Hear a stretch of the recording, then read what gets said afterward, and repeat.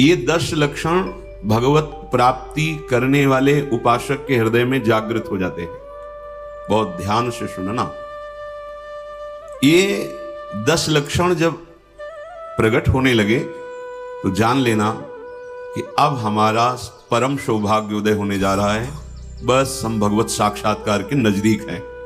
जब तक इन 10 लक्षणों में कमी दिखाई दे तो संभालो इन 10 लक्षणों को अपने जीवन में पक्का। इन 10 का पूर्ण होना मतलब भगवत साक्षात्कार का होना। धृति क्षमा दमोस्तेयम शौचमिंद्रिय निग्रह धीर विद्या सत्यम क्रोधो दशकम धर्म लक्षणम।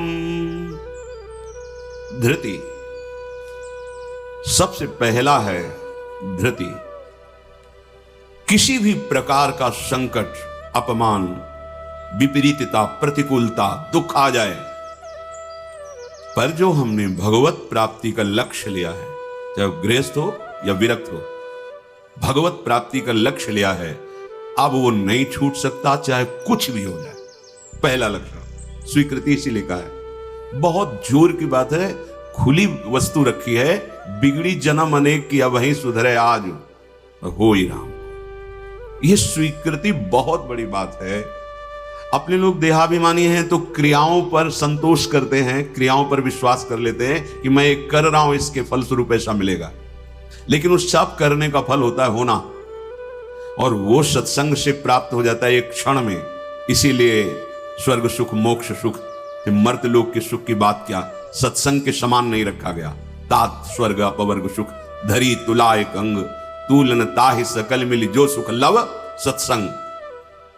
स्वीकृति बहुत जोर की बात है। पहला है धृति। धृति माने किसी भी प्रकार का कोई भी अपमान, तिरस्कार, निंदा, परिस्थिति, विपरीतता आपके मार्ग में आवे पर आपकी स्वीकृति पे अंतर नहीं होना चाहिए। इसे धृति कहते हैं। धृति ये बहुत आवश्यक है भगवत मार्ग के पथिक को।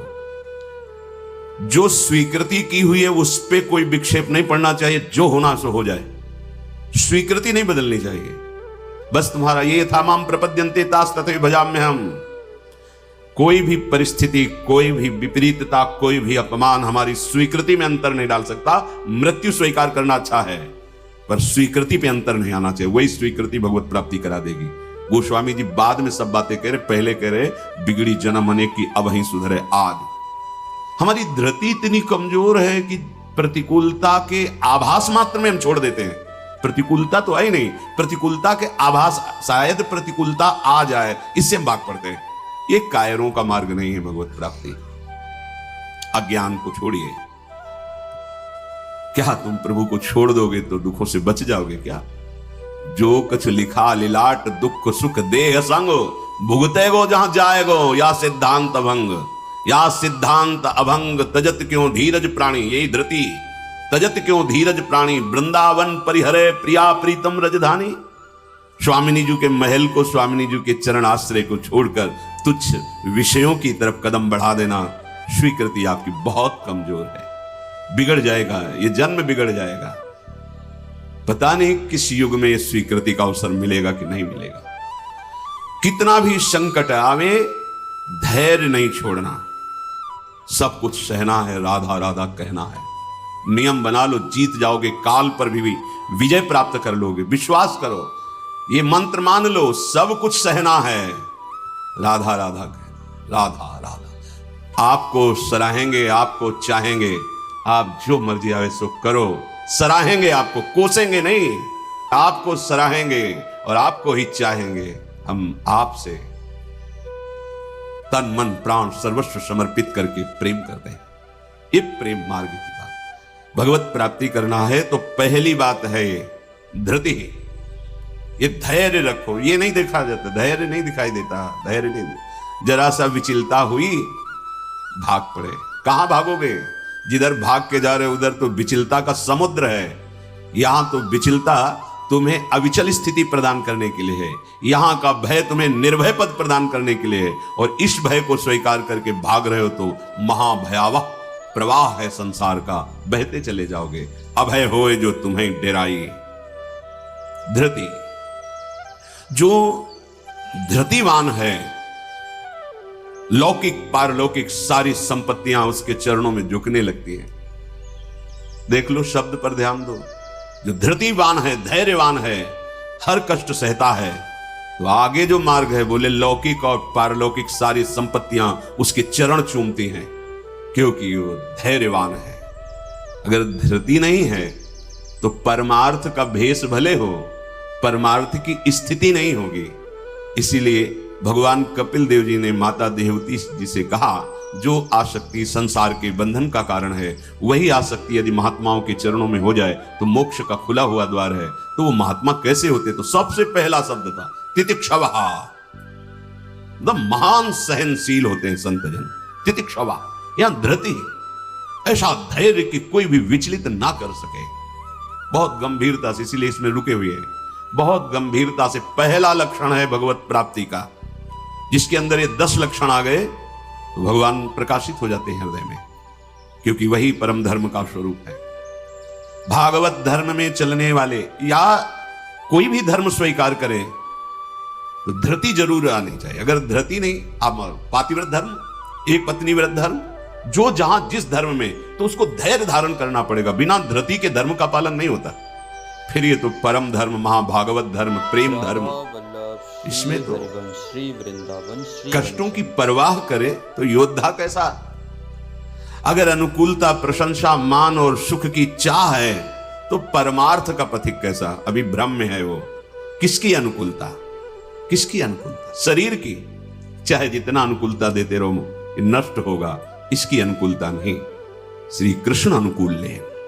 श्री कृष्ण की अनुकूलता को देखो कि हमारे शरीर, मन, वाणी, चेष्टा प्रभु के अनुकूल हो। उसके लिए तुम धैर्यवान बनो।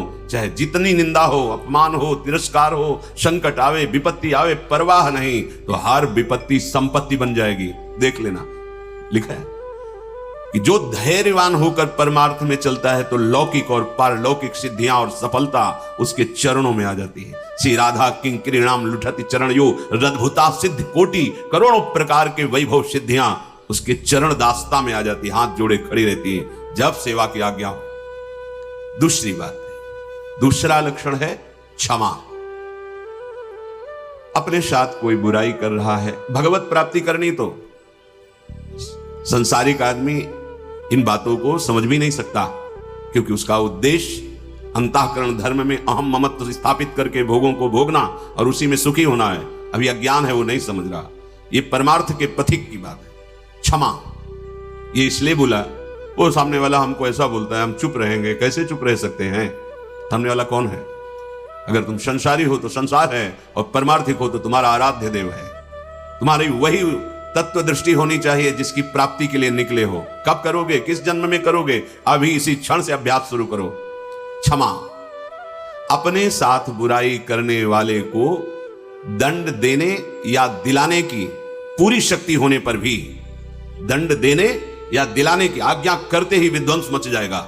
ऐसा होने पर भी ना तो शरीर से दंड दे, ना वचन से दंड दे, ना किसी से प्रेरित करके दंड। हम तो नहीं करेंगे, पर तुम देखो, तुम हमारे शिष्य हो, हम तो सह गए, तुम्हें नहीं सहना चाहिए, जाओ। तो बात एक ही हो गई, बात एक ही हो गई। आप उसको दंड देना चाहते तो आपके अंदर क्षमा बल नहीं है।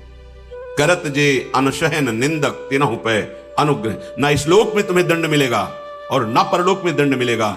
मेरे अपमान, मेरे निरादर, मेरी निंदा, मेरे तिरस्कार का तुम्हें कहीं दंड ना मिले। तुम्हारी बुद्धि शुद्ध हो, स्वस्थ रहो और भगवान प्रसन्न हो। यह है परमार्थ के पथिक का हृदय। विचार करो, जो अनशहन करके निंदा कर रहा है, अपमान कर रहा है, तिरस्कार कर रहा है, उसके लिए ठाकुर हरिदास जी के कोड़े पे कोड़े वो बरसा रहे निर्दयी और कह रहे हरि बोल कहता है। तब ऐसी पीड़ा में भी मुस्कुरा के कहते हैं भगवान बड़े कृपालु हैं, तुम्हारा मंगल करेंगे, क्योंकि तुमने भी कहा हरि बोल। तो ये 2 अक्षर हरि नाम तुम्हारी जिह्वा पे आया। अब मुझे विश्वास हो गया कि भगवान तुम्हारा मंगल कर दे। ये है महाभागवत की स्थिति। कितना भी अपमान, कितना भी क्लेश या निंदा करे, उसके लिए ना मन से अमंगल भाव हो, ना वचन से हो। देखो, पूरी शक्ति है, पर ऐसे ऐसे महापुरुष हुए हैं कि अगर वो संकल्प कर ले तो क्या ना हो जाए, इतना उनके पास भजन बल है, तप बल है। साधारण आदमी उनका अपमान करके पीट के चला जाता, वो बताते भी नहीं कि किसने पीटा है, कभी नहीं। वो कभी लौट कर भी नहीं देखते किसने ऐसा क्यों किया है। क्यों? क्योंकि अगाध बोध संपन्न महात्मा जैसे अपने हाथ से अपनी दांत से अपनी जिह्वा, अपने द्वारा कोई चेष्टा जो अपने को पीड़ा पहुंचा दे, किसको दंड देंगे? ऐसे आत्मस्वरूप सर्वत्र अनुभव करते हैं। इसलिए राग द्वेष रहित महात्मा के हृदय में ये आता ही नहीं है कि इसको दंड दिया जाए। अपने साथ बुराई करने वाले को दंड देने दिलाने की पूरी शक्ति रहने पर भी उसको दंड देने या दिलाने की भावना मन में भी ना आए और उसके हर अपराध को सहकर यथोचित चेष्टा करे कि उसको सुख पहुंचे, उसे भगवत साक्षात्कार, उसे क्षमा कहते हैं। श्रीपाद प्रबोधानंद जी ने कहा, नीचापमानम शुद्धा। नीच शब्द इसलिए कि आप उससे महान हैं, आप उस पर शासन कर सकते हैं, आप उसको दंड दे सकते हैं, पर उसके द्वारा किए हुए अपमान को सह गए। कैसे? अमृत मान करके। अमृत नीचा अपमान, जब कोई गाली दे, निंदा करे, अपमान करे, तब ये बात आवे भगवान इसका मंगल करे। ये भक्त हृदय होता है। अनुकूलता में तो सबको आशीर्वाद देने के लिए तैयार हो जाएगा। प्रतिकूल परिस्थिति में भगवत भाव युक्त हृदय होकर कोई अमंगल सोच भी उसके लिए न करना, ये होता है। देखो, सर पे प्रहार किया नित्यानंद महाप्रभु के, जो जगाई मधाई के चरित्र में महाप्रभु जब चैतन्य देव ये देखा तो सहन नहीं कर पाए, कैसे महाभागवत के प्रति ऐसा अपराध, क्रोधावेश लोग चरण पकड़ लिए नित्यानंद महाप्रभु ने कि चैतन्य महाप्रभु का, प्रभु ये आपकी विशेष कृपा के पात्र है। नाथ, आपका अवतार दंड देने के लिए नहीं हुआ, आप कृपा कीजिए। ये आप कह दो कि वो तो अवतारी पुरुष हैं, तो हम किनके बच्चे हैं? हम किस मार्ग में चल रहे हैं? हम उन्हीं के तो बच्चे हैं, उन्हीं की तो अंश हैं, उन्हीं की तो शरण में है। वही नाम जो बोल रहे हैं वही तो हमें दे रहे हैं, कोई दूसरा नाम थोड़ी दे रहे। वही कृष्ण नाम दे रहे हैं, वही राधा नाम दे रहे हैं, जिसमें ऐसी अपार सामर्थ्य है। वो तो स्वयं प्रभु हैं, पर हम कौन हैं? उन्हीं प्रभु के तो अंश हैं, उन्हीं प्रभु के बच्चे हैं, उन्हीं के चरण शरण में हैं। उन्हीं के वचनों के अनुसार चले तो वैसी ही कृपा का अनुभव होने लगेगा। क्षमा, पहला धृति, दूसरा क्षमा, तीसरा है दम। दम कहते हैं इंद्रियों को विषयों से हटाकर प्रभु में लगाना। ये भगवत प्राप्ति के लक्षण वाले महापुरुष का जो भाव है, दमन करना। हमारी इंद्रियां बहिर्मुख होकर भोगना चाहती हैं, इनका स्वभाव बन गया है। दुर्वासना मम सदा परिकर्षयन्ति। विषय इतने प्रबल हो रहे हैं कि इंद्रियों को अधीन कर लिए हैं। इंद्रियां इतनी प्रबल हो रही कि मंथन करने वाली प्रमथन स्वभाव वाली मन को अधीन कर लिया है। मन इतना प्रमथन स्वभाव वाला बुद्धि को अधीन कर लिया। अब बुद्धि विषय में सुख मान करके सब छूट दिए हैं, तो इंद्रियां मन विषयों में विचरण कर रहे हैं। जो भगवत प्राप्ति करने की लालसा वाला उपासक है, वो दम रूपी सद्गुण से युक्त होता है। दम अर्थात दमन करना, इंद्रियों का दमन करना थोड़ा कठिन है। कामा संजायते क्रोधा, क्रोधा इष्टमति विभ्रमा। जब हमारी कामना बन जाती है कि ये मैं भोगूं और उसमें बाधा पड़ती तो क्रोध आ जाता है। बस ये कामना संकल्प न बनने पावे तो बहुत जल्दी निवृत्त हो जाएंगे। संकल्प बनने का समय हम देते हैं। जब कोई भी इंद्री का विषय आकर्षित होता है तो मन उसको विस्तार से सुख का, भोगा हुआ सुख या सुना हुआ या दृश्य में आया हुआ भोगने की लालसा, और आप अपने भगवत विस्मरण कर दिए और उसमें तन्मय हुए, संकल्प बना, गड़बड़ हो गया। अब परमार्थ से भ्रष्ट कर देगा। आज नहीं तो कल, क्रिया बने ना बने, भ्रष्ट कर देगा। संकल्प ही न बनने पाए। संकल्प बनने की छूट कब देते हैं? जिस समय हम ये भूल जाते हैं कि हमारा लक्ष्य भगवत प्राप्ति है। हम भोगों में सुख बुद्धि करके भगवान से विमुख वृत्ति के द्वारा संकल्प बना लेते हैं धैर्य से। जब हमको ये पता है कि इन भोगों में सुख नहीं, सुख तो सुख सिंधु प्रभु के नाम रूप में है, तो संकल्प कैसे बन गया? भगवत विमुखता के कारण संकल्प। वो क्षण भगवत विमुख हुआ, वो समय भगवत विमुख में जा रहा है, इसलिए आपका संकल्प बन रहा है। अगर नाम जप कर रहे हैं आप और आपका लक्ष्य है कि मुझे प्रभु के चरणारविंद की प्राप्ति करनी है, तो आप इंद्रियों का दमन स्वाभाविक कर लेंगे। बहुत सरलता सहजता से इंद्रियों का दमन हो जाता है। हमारी स्वीकृति ठीक नहीं है, इसलिए जैसे एक दिन एकांतिक में चर्चा हुई थी, आप वैष्णव हैं, आप भगवत दासत्व के चिन्हों से युक्त हैं, आप भगवत प्राप्ति का मार्ग स्वीकार किए, चाहे गृहस्थ हो चाहे विरक्त। अब आपके सामने मांस परोसा जाए, आप खाएंगे? बिल्कुल ना, अंदर से ना बाहर से चेष्टा ही नहीं होगी। क्यों? क्योंकि आपकी स्वीकृति नहीं है। ठीक है, मदिरा ना अंदर से ना बाहर से स्फुरण ही नहीं होगा उसको पाने का। क्यों? आपके अंदर स्वीकृति नहीं। लेकिन बेविचार, मैथुन, गंदी बात, क्या आपकी ऐसी स्वीकृति है जैसे मदिरा और मांस के प्रति है तो उसी पंक्ति में, पर आपने इसके लिए स्वीकृति छोड़ दी, आपने इसकी गुंजाइश रख ली। अब आप गिर जाएंगे, आपकी इंद्रियां आपको गिरा देंगी। दूसरे की जरूरत नहीं, आपका मन ही आपको परेशान कर देगा, भ्रष्ट कर देगा। क्या आपकी ऐसी स्वीकृति है? और है तो आप बोलो, आपके सामने मांस परोसा जाए, मदिरा रखी जाए, तो क्या अंदर से स्फुरण होगा? स्फुरण ही नहीं होगा। आप देख लो ना, स्फुरण ही नहीं होगा और आपकी भाव चढ़ जाएगी। आपको पता नहीं आपकी क्या, या तो उठ के चल देंगे, बिल्कुल संभाषण भी नहीं करेंगे। ऐसा ही जो शास्त्र विरुद्ध आचरण है, सबके प्रति क्यों नहीं हो रहा? जो हमारे शास्त्रों में भगवत प्राप्ति के विरुद्ध आचरण बताए गए, आप उनको एक लाइन में ही बताया गया है। आप उन शब्दों में दो को तो मान लिए त्याज्य, स्वीकृति ही नहीं उनके प्रति कि हम वैष्णव हैं, भगवत दास हैं, तो फिर व्यभिचार, मैथुन, ये गंदी चेष्टाएं, इसको उस पंक्ति में क्यों आप स्वीकृति में रख लिए? आपने स्वीकृति की है, और यदि आपकी स्वीकृति वैसे है तो आप बोलो कैसे हो सकता है? वो दो बातें जो बोली, कैसे आप स्वीकार नहीं कर सकते? प्रार्थना करने पर, एकांत में मिलने पर भी आप उन वस्तुओं का सेवन नहीं करेंगे क्योंकि आपकी स्वीकृति नहीं। ऐसे ही स्वीकृति आपकी भगवत प्राप्ति की है तो उसमें बाधक है, फिर आप उस बाधक क्रिया को, बाधक चेष्टा को एकांत में क्यों करते हैं? अपना नाश क्यों करते हैं? ये इंद्रियां और मन मिलकर आपको स्वरूप विस्मृति के गर्त में डालती जा रही। जितना भोगों में सुख का अनुभव करोगे, उतने ही आत्मस्वरूप के विस्मृति के गर्त में चले जाओगे। भगवत विस्मृति, कामः संजायते क्रोधा, क्रोधा स्मृति विभ्रमा, स्मृति भ्रंशात् बुद्धिनाशो, बुद्धिनाशात् प्रणश्यति। भगवत प्राप्ति के लिए दमन करना सीखे इंद्रियों का। श्री हरिवंश नाम बल लहो, अपने मन भाई सब कहो, रहो शरण हरिवंश की। भगवत शरणागति और नाम जब दमन कर सकते हो इंद्रियों का, संकल्प बन जाएगा तो फिर बहुत मुश्किल पड़ेगा, क्योंकि क्रोध प्रकट हो जाएगा। जिस इंद्री के संयोग सुख में आप तन्मय हो रहे हो, उस इंद्री सुख में बाधा पड़ेगी तो आपके अंदर राक्षसी भाव जागृत हो जाएगा। आप कुछ भी कर सकते हो, उस समय मन आपको अपने अधीन किए, आप राक्षसी बुद्धि से युक्त हो जाओगे। बहुत सावधान। दम, पहले ही हमारा निश्चय है भगवत प्राप्ति, हम प्रभु से मिलने के लिए चले, तो जो प्रभु के भाव में डूबे हुए महापुरुष जनों ने निषेध किया, ये नहीं, उसको बिल्कुल वैसे ही देखो जैसे और निषेध पदार्थ हैं। दम शब्द से है इंद्रियों का निग्रह, पर इंद्रियों का निग्रह होता है मन के द्वारा, और मन इंद्री दोनों मिल मना खष्टान इंद्रियाणि प्रकृति स्थान कर से थी, तो बची बुद्धि। अब बुद्धि शुद्ध हो तो मन पर अंकुश लगावे, लगाम खींचे, तो इंद्री रूपी घोड़े सहज मार्ग में आ जाएं। सहज मार्ग है भगवत मार्ग, विषम मार्ग है संसार मार्ग। बहुत सावधान। और बुद्धि तभी शुद्ध रहेगी जब हर क्षण प्रभु का स्मरण करेगी।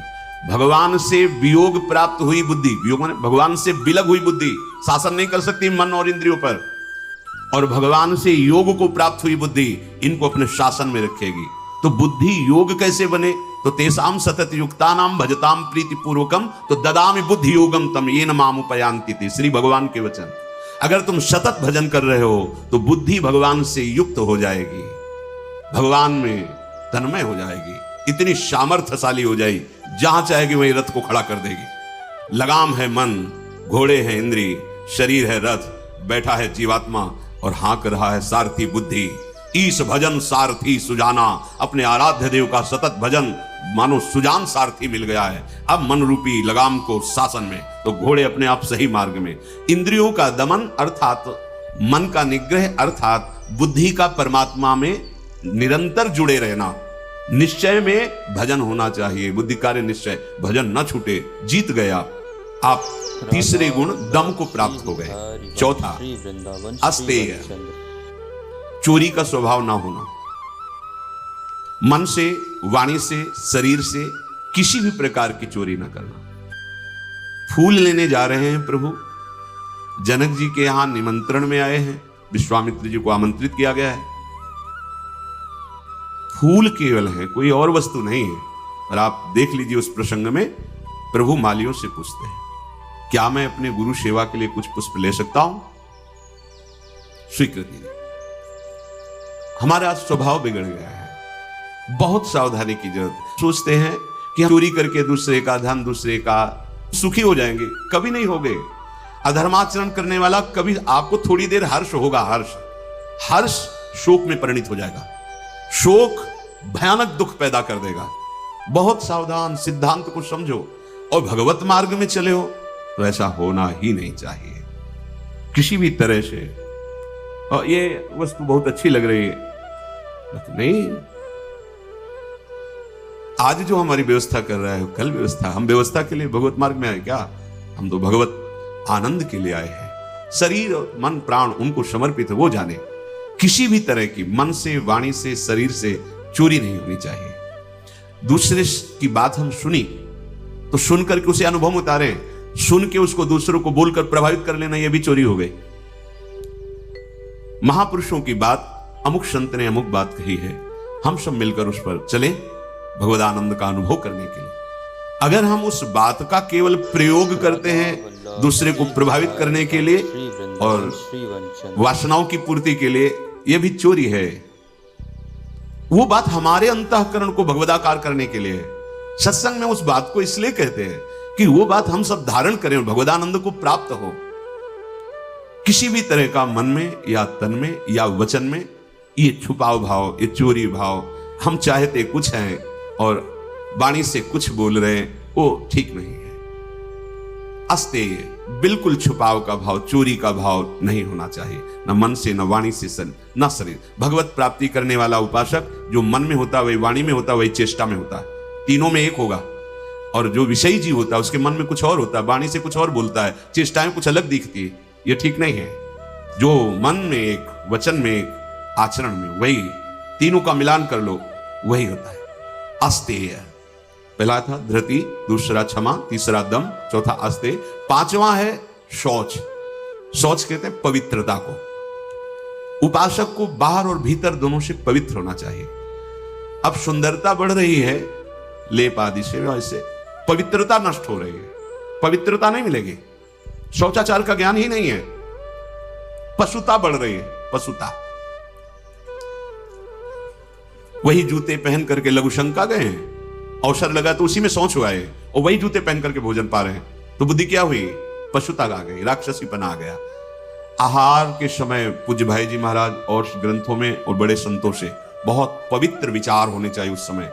खास करके आहार के समय तो आपको बहुत सावधान रहना है, क्योंकि जैसे भाव में आहार पा रहे हो उसी का वो बढ़ावा कर देगा। पवित्र आहार, पवित्र चिंतन करते हुए, इसलिए पहले भगवद अर्पित किया जाता है, एक एक कवल नाम जप करते हुए। बहुत सुंदर 24 घंटे उसका देखना प्रभाव बहुत सुंदर पड़ेगा। बाहर आपका शरीर पवित्र होना, उसके लिए दिनचर्याएं हैं, पवित्रता का निर्वाह, बहुत सावधानी।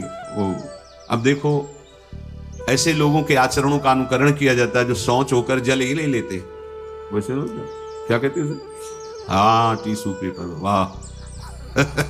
आचरण बिगड़ते हुए पशुता में बदल गए, जैसे पशु ने शौच के चल दिए। अरे भाई, मनुष्य शरीर मिला है पवित्र, मतलब बुद्धि काम नहीं कर, उसे बड़ा माना जाता है। शौच होकर के पवित्रता ना करना बड़े आदमी, वाह। आचरण पवित्रता है ही नहीं, कैसे तुम भगवत चिंतन अखंड कर लोगे? कैसे तुम्हारे सद्विचार आवेंगे? बाहरी और भीतरी दोनों पवित्रता चाहिए। बाहरी पवित्रता ये जल से, मिट्टी आदि, रज आदि, देखो चाहे जितना आप साबुन लगाओ हाथ में, बाद में थोड़ी रज का प्रयोग जरूर करो। रज से पवित्र माना, जैसे वो इतनी बड़ी बोतल में क्या आता है, डिटॉल वाला, वो नहीं होता, उससे हाथ जो हैंड वॉश जो भी ऐसे ऐसे धो लिए, माना ठीक अच्छा है, पर रज का प्रयोग जरूर करें। थोड़ी रज लेकर हाथ, बिना रज से आप पवित्र नहीं माने जाएंगे। आप जैसे साबुन वगैरह तो करो, हम कहते करो, पर इससे आप रज का प्रयोग जरूर, एक बार ही सही, पर ऐसे रज आएगी तो नाली जाम हो जाएगी, और ऐसा नहीं, हम कहते थोड़ी तो प्रयोग करो रज का। नहीं, वो नाली तो खुल भी सकती है, इधर बुद्धि की नाली जाम हो गई तो और गड़बड़ हो जाएगी, नहीं हो जाएगी, जन्म जन्मांतर बिगाड़ती चली जाएगी। कैसे समझाएं, मतलब बड़ा समय विचित्र आ रहा है। लघु शंका में बैठना है तो जो सोच की सीट उसी पे बैठना है कि ये लघु शंका और निकले चल दिए। अरे पूरे अपवित्र हो गए, उस पे बैठने के लिए उतना ही वस्त्र धारण करो जितना तुम्हें धोना हो, तभी आप भगवत मार्ग में चलने, तभी आप चल सकते हैं। बुद्धि काम नहीं करेगी। अब जरा सा भी कुछ भी मुख में जाता है तो हमें कई बार समझाना होता है, श्री जी का प्रसाद है, प्रसाद। तब मन मंत्र की तरफ बढ़ता नहीं, एकदम घबरा के मुख में कुछ गया जूठा हुआ तो उसे समझाना पड़ता है, चरणामृत है, श्री जी का प्रसाद है। अभ्यास, हम बातचीत कर रहे हैं और बाथरूम के पादुका में पैर जा रहा हो, बंद मंत्र, नाम चलना प्रारंभ। हमें बाद में ज्ञान होगा, वो पहले हो गया। अभ्यास, अगर आपको कई बार सोच लेते हैं, आप बाथरूम तो बंद ही होते हैं, उचित वस्त्र धारण कर लो, या जैसा हाथ धो लिए, यहां से हाथ धो लिए, कुल्ला कर लिए, ये जो छिद्र है इनमें जल लगा लिया, कमर से स्नान, चाहे जितनी बार, इतना तो करना है। 2 बार तो सर्वांग आप कर लीजिए, बीमार हैं शायद ऐसे कर लीजिए। अगर आप ऐसे पवित्र नहीं रहेंगे तो मंत्र नहीं चलेगा, भजन नहीं होगा। आप खुद देख लीजिए, बाहरी पवित्रता और आंतरिक पवित्रता, छल कपट ये सब अंदर न रखते हुए नाम जब चल रहा है, अंदर पवित्र हो जाएंगे। तो जल मिट्टी और यथा योग्य जो गुरुजन आदेश करते हैं वैसी दिनचर्या से ये बाह्य शरीर की शुद्धि होती है। राग द्वेष दंभ कपट वैर अभिमान, इन विकारों का नाश होने पर अंतःकरण स्वच्छ होता है। ये विकार सब नष्ट हो जाएंगे। सत्संग सुनते रहिए, नाम जप करते रहिए। तो ये सोच अर्थात पवित्रता बाहरी और भीतरी दोनों आवश्यक है। प्रसाद के सिवा मुख में अगर कुछ भी है, जैसे आप राधा वल्लभ जी गए, किनका मंत्र चलाओ, जल वो चरणामृत, तो आचमन, जल लेके आचमन करने की जरूरत नहीं। अन्यथा आप जैसे अच्छे से कुल्ला करो, आचमन करो, फिर आप मंत्र जप करो। हर समय पवित्र। लघु शंका पहले बराबर कमंडल में जल रखते थे, अब तो कहीं जाना आना ही नहीं तो कमंडल पास रहेगा, उसमें छोटा सा गिलास। अपनी दिनचर्या में आप भगवत प्राप्ति के मार्ग में चले हैं और आप ऐसे ही मन मानी, ऐसा नहीं। हम गुरुजनों को, बड़े महापुरुषों को देखा, पवित्रता का निर्वाह, पवित्रता का निर्वाह नहीं तो फिर सेवा या सुमिरन दोनों में विक्षेप पड़ने लगेगा। मनमानी आचरण मत कीजिए। आपका वस्त्र पवित्र होना चाहिए, पानी से निकाल लीजिए, पवित्र होने। ऐसे मनमानी आचरण करोगे तो भजन में रुचि नहीं होगी। ये भगवत प्राप्ति जिसको होनी, उसके लक्षण बताए जा रहे हैं। वो बाहर और भीतर से बहुत पवित्र रहता है। हम किसी को छूने की चेष्टा न करें। कोई छू रहा है हमें, उसमें कोई दोष, हम जा रहे हैं ऐसे छू गया कोई बात, हम किसी को बहुत सावधान। हमारे अंदर मंत्र चल रहा है, हमारे अंदर भजन चल रहा है। अब वो उसकी दिनचर्या क्या है, वो कैसे पवित्रता का निर्वाह करता है। तो अगर वो हमसे ऐसे धक्का लगे तो हम उस अपने को नहीं मान, हम अपनी तरफ से चेष्टा नहीं करते। बिल्कुल भगवत मार्ग में जो भगवत प्राप्ति के लिए बहुत सावधानी की, पवित्रता की आवश्यकता है। फिर है छठा, शब्द स्पर्श रूप रस गंध, इनका ऐसा प्रभाव है कि खींच लेते हैं। जैसे अभी कोई ध्वनि बजने लगे, आ जाएंगे, प्रभाव पड़ा शब्द का।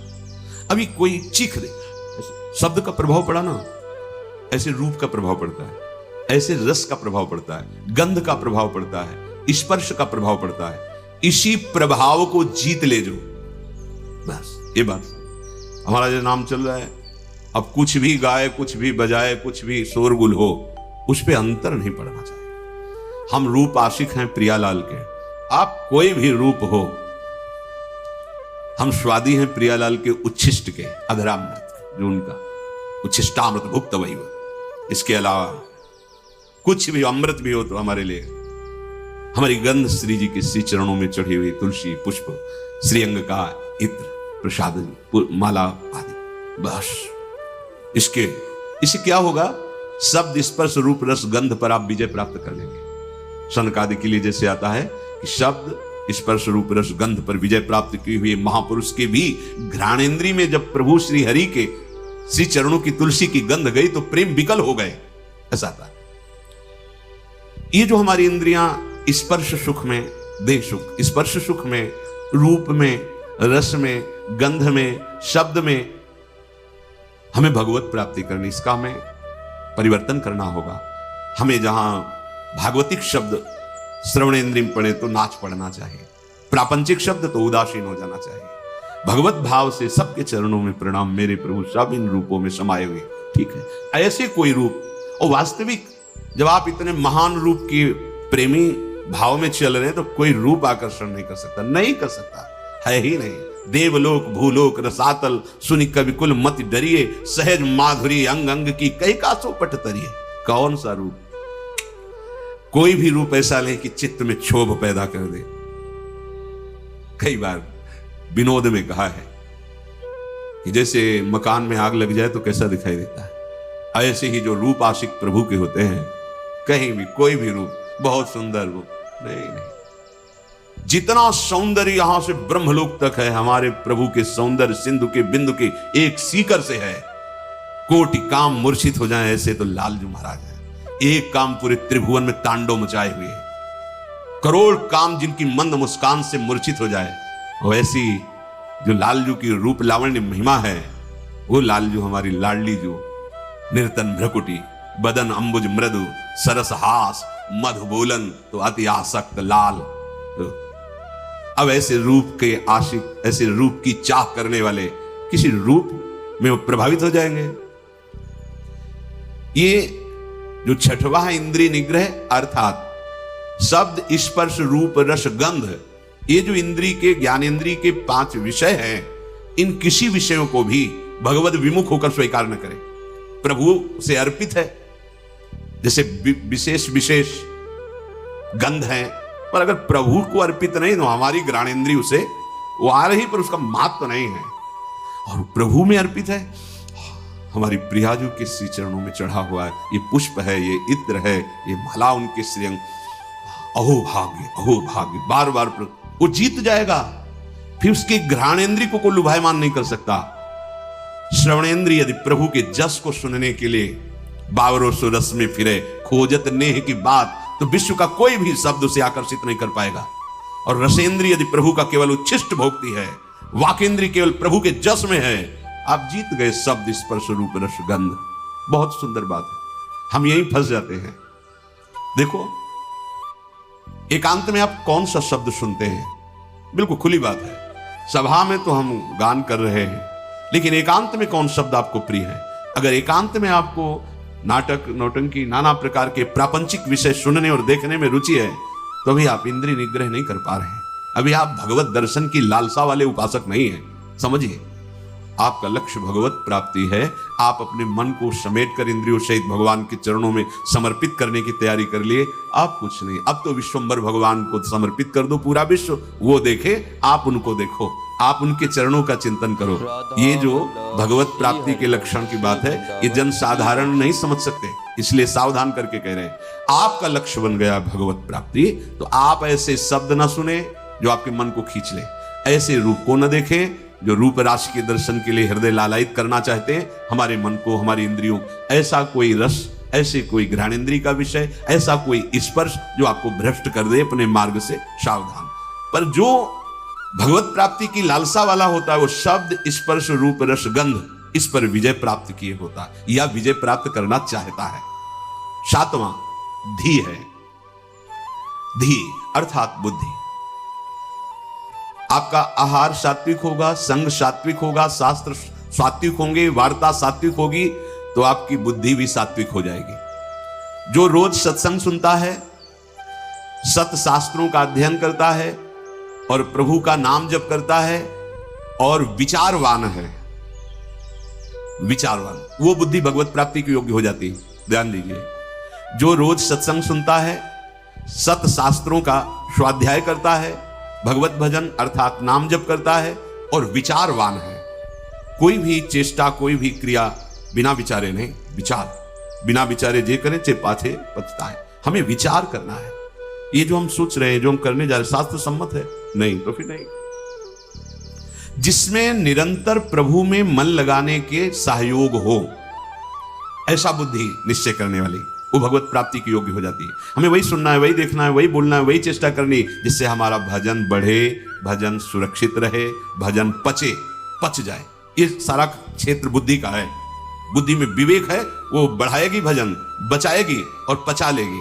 जैसे भजन का भी अपच होता है, मैं इतना तो आगे दिखाएगी, देखो वो महापुरुष इतना भजन, इतने दैन्य, धिक्कार है हमारे जीवन को, अभी उतना तो है नहीं, अहम ऊपर से आ रहा है, वो दबाती रहेगी, तो भजन पचता रहेगा। कौन सी बुद्धि? जो रोज सत्संग सुनती है, शास्त्र स्वाध्याय, नाम जप और विचारवान है, ऐसी बुद्धि भगवत प्राप्ति की योग्य हो, अर्थात निश्चय। अगर बुद्धि विषयों में लगी हुई है, धन संपत्ति मान को श्रेष्ठ मानती है तो ये निश्चय ही नहीं कर पाएगी कि परमात्मा प्राप्ति करना है। भोगेश्वर प्रसक्ता नाम तया प्रहत चेतसाम व्यवसायत्मिका बुद्धि समाधो न विधीयते। 8वां है विद्या। जैसे प्रश्न आता है कि जब भजन मार्ग में चलना है तो पढ़ना लिखना सब व्यर्थ ही है, क्यों पढ़े लिखे? क्योंकि आजकल ऐसी विद्या पढ़ाई जाती है, ऐसी पढ़ाई जाती है। हम उस विषय पे नहीं जाते, हम ये जाते हैं कि यदि आपको अक्षर मात्रा इनका सब ज्ञान नहीं है तो आपको हो सकता है कि सत्संग सबके सौभाग्य में तो नहीं है ना, तो आप ऐसे गीता पुरुष या बहुत जगह से महापुरुषों की वाणियां हैं, अगर आपको अक्षर मात्रा का ज्ञान नहीं तो आप कैसे पढ़ पाएंगे? अगर आपको ये लौकिक विद्या जो काखा गगा इसमें ब्रह्म विराजमान है, कई बार ये वार्ता हुई कि जैसे भगवान कण कण में विराजमान है ऐसे हर अक्षर में विराजमान है। आ ब्रह्म का स्वरूप माना गया है। का खा गा घा आ निकलता है ना, ज्ञा तक निकलता है। आप जो विद्या पढ़ रहे हैं साक्षात ब्रह्म स्वरूप है। जो आप जानकारी ले रहे हैं उस सृष्टि की जो ले रहे हैं वो ब्रह्म स्वरूप है। उसे आप भजन से अलग मत मानिए, ध्यान देकर पढ़िए। हाँ, अब पढ़ लिख करके उद्दंडता करना, कपट करना, हिंसा करना, चोरी करना तो होगा कि क्या हुआ तुम्हारी पढ़ाई से? आप विद्या से, जैसे विद्या विनयम ददात, विनम्र होता है, गंभीर होता है, बुद्धि उसकी निर्णायक होती है, प्रवीण होती है। पर यदि भ्रष्ट आचरण करोगे तो वही विद्या अविद्या का रूप धारण कर लेगी। तो विद्या निषेध नहीं है, अविद्या निषेध है। आप खूब अच्छे से पढ़िए, आप खूब पदाधिकारी बनिए, समाज की सेवा करिए, आप जानकारी लीजिए, ये जगत भगवत स्वरूप है। अगर आप अभी से प्रमाद कर लिए तो भजन में स्थिति है नहीं। हम देखते हैं जो बच्चे पढ़े लिखे हैं ना, एक बार समझा दो तो कदम सोच समझ के रखते हैं। हाँ, हम ये कहते हैं यदि ऐसी रति है कि राधा राधा राधा राधा राधा सत्संग और नाम जप करते हुए आप तो सच्ची मानिए सब शास्त्रों का ज्ञान अपने आप हो जाएगा। पर ऐसा बहुत ही कठिन है, कोई बिरला ऐसा जो ऐसे चल पाए, नहीं तो इसलिए पढ़ना आवश्यक है। विद्या, जब आपके अंदर अक्षर मात्राओं का ज्ञान होता है उसमें विषय भी रखे जाते हैं। आप संस्कृत पढ़ सकते हैं, आप ये पढ़ सकते हैं, आप ये अलग अलग विषय रखे जाते हैं। जैसे अपने जब पढ़ रहे थे एक विज्ञान का विषय था और एक आर्ट का विषय था, कॉमर्स का विषय था, नहीं अलग अलग कि आप संस्कृत ले सकते हो, आप अंग्रेजी ले सकते, ऐसे कई विद्या। अगर हमको अक्षर मात्रा और ठीक ज्ञान है तो हम वेद का स्वाध्याय कर सकते हैं, आगे हम संस्कृत पढ़े, हम अपने शास्त्रों को पढ़ सकते हैं। अब ऐसा क्या कि शास्त्र तो आते नहीं, भजन में रुचि नहीं, तो आपके अंदर ज्ञान स्फुरित कैसे होगा? हम उन महात्माओं को देखकर बोला कि का नहीं पढ़े लेकिन एक क्षण भी नहीं नाम छोड़ रहे, तो सारा ज्ञान जागृत हो गया उनको। यही अपने वृंदावन में पूज्य मथुरा दास जी थे, वो खुद कहते थे, ए जी हमने कभी स्कूल का मुंह नहीं देखा, अर्थात कभी स्कूल नहीं गए। और 50-50 श्लोक महाभारत के एक साथ बोलते चले जा रहे और फिर नंबर बाय नंबर उसका अर्थ बताते चले जा रहे। ये सब क्या हो रहा है? बड़ा विचित्र है। जब हमारा चित्त प्रभु में जुड़ जाता है तो प्रभु पूर्ण है, तो कोई भी ऐसा ज्ञान नहीं जिसके अंदर। पर अभी खेलने कूदने की अवस्था में प्रमाद स्थिति के कारण वो आड़ लेते हैं कि हम भजन करेंगे और विद्या नहीं पढ़ते, इसलिए पढ़ना चाहिए। पढ़ो, अब हमारी समझ में आया है कि पढ़ो, अपने को पहले दिनचर्या में लाओ, माता पिता के अधीन रहो, शास्त्र की बातें समझने के लिए विद्या का अध्ययन करो। कोई पद मिलता है तो समाज सेवी बनो। अधर्म का त्याग करते हुए धर्म पे चलने वाला महात्मा ही माना जाता है, चाहे वो गृहस्थ में हो चाहे विरक्त में हो। इसलिए विद्या ही अध्यात्म विद्या की तरफ ले जाती है। आप पढ़े लिखे हो, हमारी बात समझ रहे हो? नहीं समझ नहीं पाओगे। अब पढ़े ही नहीं तो निवृत्ति का अर्थ क्या समझ पाओगे? पढ़े ही नहीं तो प्रवृत्ति का अर्थ क्या समझ पाओगे? उनकी बात जाने दो जिनको लोक परलोक से कोई मतलब नहीं है, बस शुरू है भगवान नाम निरंतर, वो सिद्ध महापुरुष। अब कहां वृत्ति है? स्कूल जाने की रुचि नहीं, विद्या पढ़ने की रुचि नहीं, मोबाइल के पूरे इंजीनियर हैं छोटे छोटे बच्चे। हाँ, मतलब अभी इतने बड़े हैं, वो क्या सर्च करना है आपको बोल दो, बस बोलिए, आप वो सर्च किए बैठे। क्योंकि वायुमंडल ऐसा है, वातावरण ऐसा है, 4 बच्चे जहां मिले तो बिना सीखे सब आने लगते हैं उनको कुमार्गगामी प्रवृत्तियां। इसलिए विद्याध्ययन, शास्त्र स्वाध्याय, तभी वो अध्यात्म विद्या की तरफ बढ़ेगा। जिससे यथार्थ ज्ञान प्राप्त होता है उसे ही विद्या कहते हैं। 9वां है सत्य। सत्य बोले, सत्य आचरण करे। असत आचरण, शास्त्र विरुद्ध आचरण नहीं। असत वार्ता। सत्य क्या है? भगवान है, सत्य नारायण है, सत्य श्री कृष्ण है। भगवत भाव से चर्चा करना, भगवत भाव से व्यवहार करना, यह सत्य आचरण होता है, यह सत्य वार्ता होती है। जैसा अंतःकरण और इंद्रियों में आपने निश्चय किया है वैसा ही बोलिए। उसमें छल कपट करके बनावटी शब्द दंभ वाले नहीं होने चाहिए। यह ध्यान में रखना चाहिए कि आप जो बोल रहे हैं उससे किसी के हृदय में ठेस नहीं पहुंचनी चाहिए। जो बोल रहे हैं उससे दूसरे को लाभ प्राप्त होना चाहिए। जो बोल रहे हैं वो यथार्थ सत्य होना चाहिए, कपट रहित, दोष रहित, अहित करने वाली वाणी नहीं होनी चाहिए। और 10वां है अक्रोध। कोई भी आपके प्रति कैसा भी बर्ताव करे, आपको क्रोध नहीं करना, यह नियम लेना है। इसमें दूसरा था क्षमा। क्षमा और क्रोध में अंतर। जो हमारे प्रति अमंगल बर्ताव कर रहा है उसका मंगल हो, कभी अमंगल न हो, यह क्षमा है। अब जो हमें क्रोध दिला रहा है तो हमें नियम लेना कि हमें गुस्सा नहीं करना, वो दिलाएगा। देखो, जब आप परमार्थ पे चलते हो तो आपके अंदर और बाहर दोनों जगह ऐसी परिस्थिति पैदा की जाएगी कि आपको क्रोध आवे, आपके अंदर की वृत्ति बिगड़ेगी। बाहर का ऐसा व्यवहार हो सकता है, आपका साथी, आपका मित्र, आपके पास रहने वाला साधक ही आपसे विपरीत ऐसी चेष्टा, उस समय वो प्रेरित है। आपको देखना है कि इस समय प्रेरित है माया के द्वारा और वो मुझे गुस्सा दिलाने के लिए ऐसा विधान रचा गया, पर मैं गुस्सा नहीं होऊंगा। अगर सह नहीं पाते हो तो मौन हो, भाग जाओ वहां से, मौन हो के भाग जाओ। वीरता मत दिखाओ। गुस्सा करना वीरता नहीं, सह जाना वीरता है, जैसे सह पाओ। बहुत संतों ने इस पर, जहां कोई आपको गुस्सा की बात दिलाने लगे तो अगर आप ये याद कर लो कि मेरी परीक्षा हो रही, मुझे क्रोध दिलाया जा रहा है, तो आप समझ जाओगे। पर बस यही रहे कि मेरी परीक्षा हो रही, मुझे गुस्सा नहीं करनी, नहीं, सोचते सोचते फिर कड़वा वचन निकलने लगेगा, फिर मारपीट भी होने लगेगी। पर सोचो अपने साधुओं के, साधक होके एक दूसरे को गाली दे रहे, लड़ रहे, ये कोई साधुता है? ये कोई मार्ग? अक्रोध, क्रोध नहीं करना। नियम लेना पड़ेगा ना कि क्रोध नहीं करना, वो दिलाएंगे क्रोध। बड़े विचित्र विचित्र लीलाएं होती। 100 बार थूका, क्रोध नहीं आया, ऊपर से थूका। तो उन्होंने यही कहा कि आपकी तो बड़ी कृपा हुई जो एक दिन में 100 बार मुझे गंगा स्नान करने को, 100 बार हमें स्नान करने का सौभाग्य मिला। ये हो सकता है हमारे साथ व्यवहार ऐसा हो कि जिससे हमें क्रोध आवे तो हमें तुरंत सोचना है। तुरंत वही सोच सकता है जो साधक है, ये मेरी परीक्षा आई है, नहीं मुझे गुस्सा नहीं कर, राधा राधा राधा राधा राधा राधा राधा, भैया राधा, बढ़ो आगे बढ़ो, गुस्सा नहीं कर रही। अक्रोध, अपनी कोई बुराई करके, अपना कोई प्रतिकूल व्यवहार करके क्रोध दिलाना चाहता है, आप अक्रोध, आपको गुस्सा नहीं करनी। क्षमा में और अक्रोध में अंतर है। हम गुस्सा नहीं करेंगे, पर क्षमा उसको मंगल मनाएगी, उसके प्रति कोई प्रतिकूल व्यवहार नहीं होगा और उसका मंगल होगा। मन वचन कर्म से इसको, हमारे प्रति जो अपकार किया, कभी इसको दंड ना मिले, ना भगवान दंड देने, ना लोक में दंड, उसे क्षमावान कहते हैं। बहुत बड़ा बल है साधु का, इसलिए दूसरे नंबर पे क्षमा। ये जो क्रोध है वो हमें दिलाने की चेष्टा कर रहा है, हम उसका मंगल भी मनाने वाला विषय नहीं। अब हमें इसमें सावधान रहना, गुस्सा नहीं होना। देख लो, आज नियम लियो लोगे, शाम तक कोई ना कोई ऐसा आपको गुस्सा बाहर से नहीं अंदर से आ जाए। परसों मिला था ना, उसने अब जलने लगे, गुस्सा आने लगे। परसों की बात या वर्षों की बात, मन है वो लाएगा अभी। अच्छा ऐसा मतलब, तो हमको क्या समझ रखा है भगवान, मतलब वो मना गुस्सा रही ना, देखो इतना तो विलंब न करो, तो दंड दो, जिसे 4 लोग देखे ना कि वैष्णव अपराध का क्या मतलब होता है। कहां गए उसी समय अंदर वाली वृत्ति करो, नहीं मुझे गुस्सा नहीं होना, मुझे किसी का मंगल नहीं मनाना, क्योंकि मुझे भगवत प्राप्ति करनी। क्षमा और अक्रोध दोनों में भेद यही है। जो कुछ होता है मन में या बाहरी व्यवहार में, हमको उसे सहना है, क्रोध नहीं करना है। ये जो 10 प्रकार के लक्षण बताए गए, उपासक सावधानी पूर्वक इनको धारण करे। अगर ये लक्षण है तो भगवत प्राप्ति निश्चित है। पुनः पहला है धृति, अर्थात हम ऐसी स्वीकृति में रहें कि कोई भी परिस्थिति हमारी स्वीकृति को न नष्ट कर पावे। हमारा लक्ष्य है निरंतर भजन, हमारी स्वीकृति ऐसी जन्म में भगवत प्राप्ति। दूसरा क्षमा, कोई कितना भी हमारे साथ व्यवहार, हम अंदर से उसका अमंगल नहीं होने, तो आप कहोगे ऐसा कैसे, वहां भगवान बैठे, सच्ची मानना। आपको लगता है वो तो अमंगल करता चला जाएगा, नहीं, तुम्हारी क्षमा सांप से भी बढ़कर उसको शासित करेगी।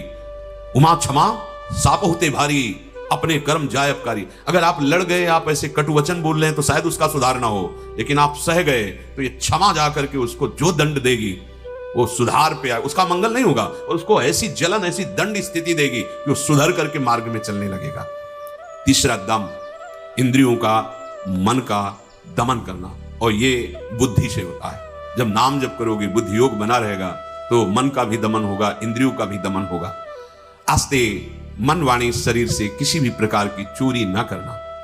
ये जो लोभ प्रवृत्ति है बहुत सूक्ष्म होती है, बहुत सूक्ष्म। इसको न शरीर से, न मन से, न वाणी से, किसी भी तरह से हमें चोरी नहीं करनी। शौच बाहर और भीतर से पवित्र रहने की चेष्टा करनी है। छठवां, इंद्रिय निग्रह अर्थात शब्द, स्पर्श, रूप, रस, गंध, ये हमें परास्त न कर पावे जो माया जनित है। सातवां, धी अर्थात सत्संग के द्वारा, शास्त्र स्वाध्याय के द्वारा, नाम जप के द्वारा, विचार के द्वारा हम अपनी बुद्धि को प्रभु से जोड़े रहें। विद्या, वही जो अध्यात्म विद्या तक पहुंचा दे। नवा, सत्य, यथार्थ, प्रिय, हितकर भाषण, और सत्य है प्रभु। अगर प्रभु को लेकर आप वार्ता करते हैं, प्रभु को लेकर के आप अपने कार्य करते हैं, तो सब भगवत स्वरूप हो जाते हैं। 10वां, अक्रोध, किसी भी परिस्थिति में गुस्सा ना करना। अपने लोगों को रहता है कि गुस्सा से सुधार हो जाता है, मुझे लगता है कि नहीं होता, कि नहीं जैसे हम गुस्सा करते हैं तो सब संभल जाते हैं, नहीं होता, क्योंकि वो आसुरी प्रवृत्ति है।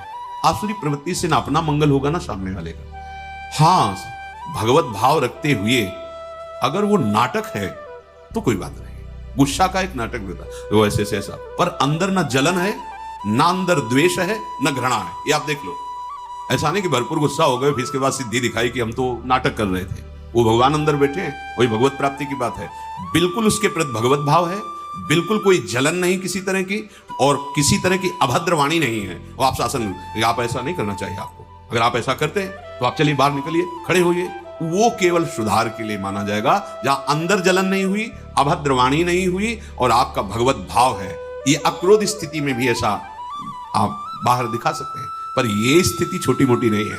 इसलिए पहले हमें पूरा क्रोध धारण करना है, गुस्सा नहीं करना। हमें लगता है कि अगर हम किसी से प्रेम बर्ताव, माना वो अभद्र है, माना उसका दुष्ट स्वभाव की दब गया, लेकिन ये हमारा जो सत्य स्वभाव है अक्रोध, ये जब महापुरुष जन जो सम भाव में अक्रोध स्थिति में रहते थे, तो कहा नहीं जाता कि सिंह और गाय एक घाट में पानी पीते थे। उसका प्रभाव होता था कि पशु पक्षियों में भी हिंसा वृत्ति, जो उनके अंदर क्रोध का आक्रोश होता, वो सब शांत हो जाता था, क्योंकि वो द्वेष रहित, दोष रहित अक्रोध स्थिति को प्राप्त महापुरुष हैं। तो उनका ऐसा प्रभाव है कि पशु भी उस समय वैर त्याग करके समभाव में स्थित रहते थे। प्रकृति पर उसका प्रभाव पड़ता है। इसलिए ये 10 लक्षण भगवत प्राप्ति के लिए अनिवार्य है।